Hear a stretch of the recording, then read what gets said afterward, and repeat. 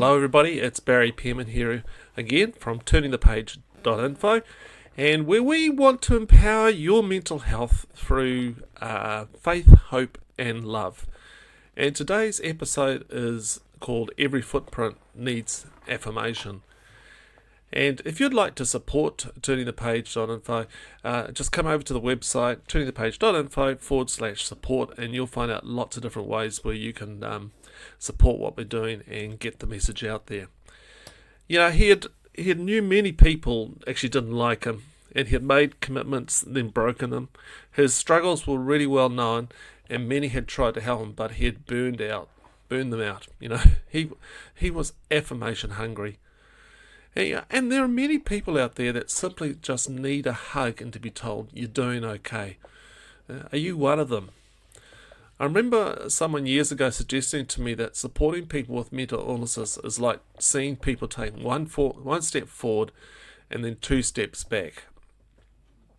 And yes, there is some truth in this, but this person had not seen the journey underneath the relapse, the little learnings along the route of struggle, and the necessity to affirm any steps taken. Can I affirm you? The word affirmation has a populist movement attached to it. Self-help gurus encourage you to have a set of affirmations that you say to yourself each day to promote new beliefs and behaviours in your life. But I have found that the very best affirmations have come from those who have listened well to the steps forward and the slipping steps back. They keep listening and offering me encouraging truth. I believe in you. We can do this together. You're not alone. You have value. To affirm is to assert that something is true. There is a solid assurance, a strengthening of position.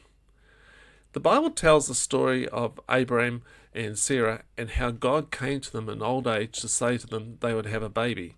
Sarah laughs at this announcement. It wasn't a laugh of joy, it was a laugh of disbelief, a mocking of a gift. She had not connected into the larger story going on, and there was a dismissal of God and Abraham. Here's the passage. They said to him, where is your wife, Sarah? Where is your wife, Sarah? And he said, there in the tent. Then one said, I will surely return to you in due season, and your wife Sarah shall have a son. And Sarah was listening at the tent entrance behind him. Now Abraham and Sarah were old and advanced in years and age. It had ceased to be with Sarah after the manner of woman. So she was unable to have babies.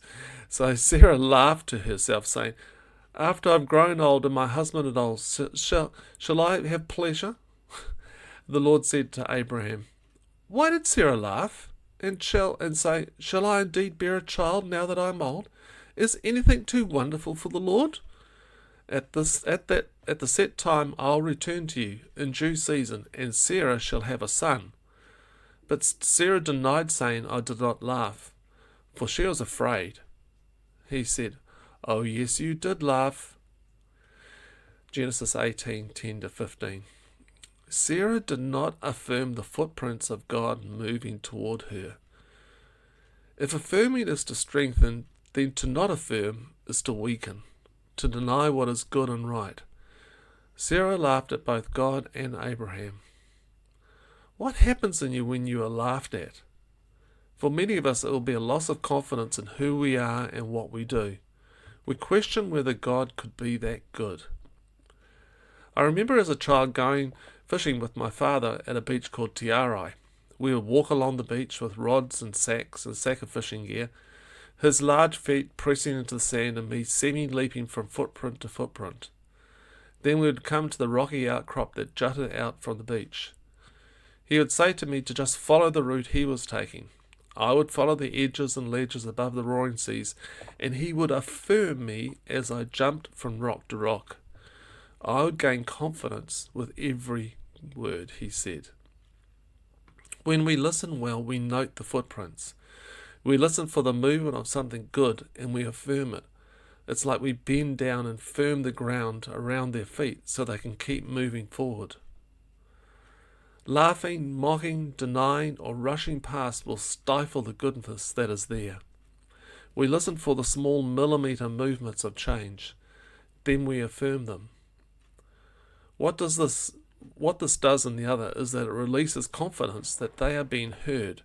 And when you feel deeply understood, then you are more likely to share another word or two. Good conversations evoke a confidence to speak. In your conversations today, listen for the footprints, those places of movement where people are taking one step forward but slipping back two. Listen for the struggle and affirm them for the effort made. A spiritual exercise for this week. Ask God for the awareness of someone that needs affirmation, that sense that they have value and importance. Listen for the words they say and ask God to help you to notice the footprints that need firming up. Here's some quotes to consider. A couple from Larry Cramp. A man's deepest terror is weightlessness, the absence of something of solid substance that others recognize and appreciate. Real encouragement occurs when words are spoken from a heart of love to another's recognized fear. This is from Ian McLaren. Be kind. Everyone you meet is carrying a heavy burden. And this is a beautiful quote from Brennan Manning. To affirm a person is to see the good in them that they cannot see in themselves, and to repeat it in spite of appearances to the contrary.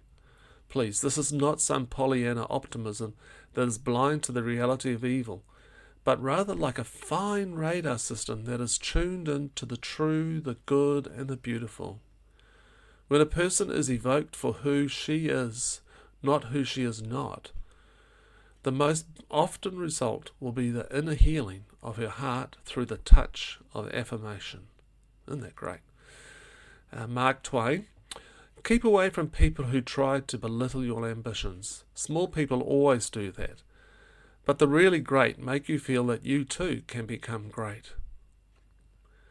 And C.S. Lewis. Friendship is born at that moment when one person says to another, "What? You too? I thought I was the only one." Some questions to answer. What do you need to do to affirm someone? Number 2. What is it like to be disaffirmed as Sarah did to Abraham and God? Number 3. Have you ever been deeply affirmed? What was it like? So that's the post for today. If you want to come and read more, come over to turningthepage.info and you'll find this post there. And if you'd like to support what we're doing, just come over to turningthepage.info/support and you'll find a range of options. And this is just a really big shout out to those people who on Patreon give a little bit each month. It's just so wonderful to have a group of supporters that are committed to seeing this grow. And there's some really good things going to be happening in the future, including I'm writing a new book. So, and also sign up and to the email, and that'll comes out to you once a week. And I look forward to talking to you next week. Thanks very much.